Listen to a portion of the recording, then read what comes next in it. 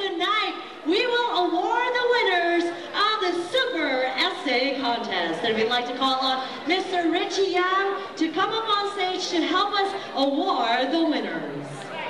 Okay. For our second place winner,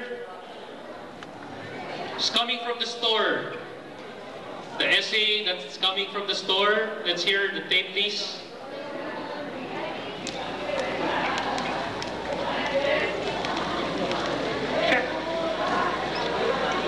From early times, kings were assumed to have been chosen by God. Therefore, they were better than other people, just like our customers.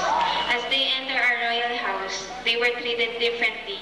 They were proudly hailed by royal clarion of trumpets in the form of a server's soothing voice, greeting and welcoming them as they enter, serving them a hearty, satisfying meal and making them comfortable during their stay. I've come up with the conclusion that yes, they are like kings. They get what they want and people follow their commands.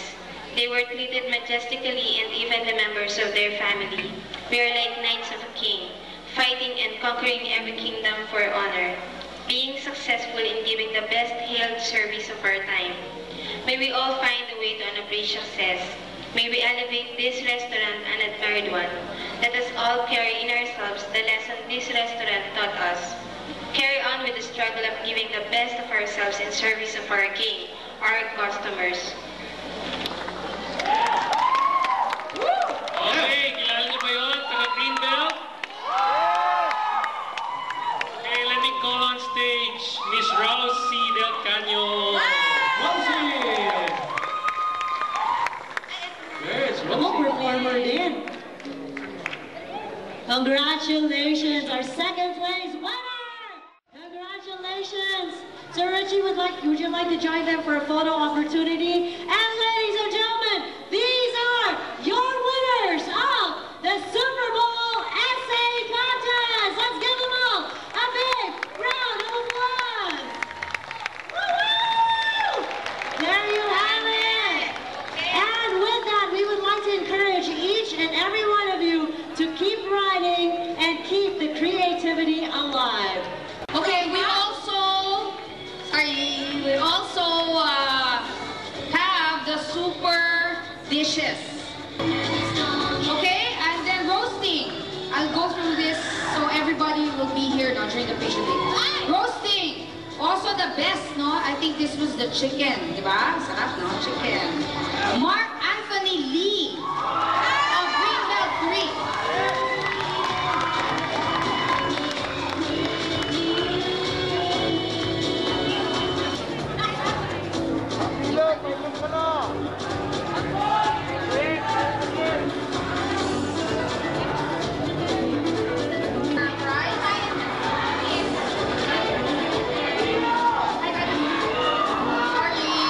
Miss Rich, papayag ako sa kiss, basta bayaran lang ako. Okay, Sabi papayag ni si Crystal sa kiss.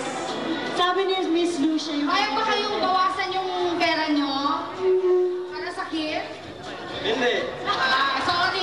Sorry ka. Hindi payag. Okay lang, I love your body pa rin. Picture na. May asawa na yata at may kabit pa, kaya... Kaya hindi na pwede.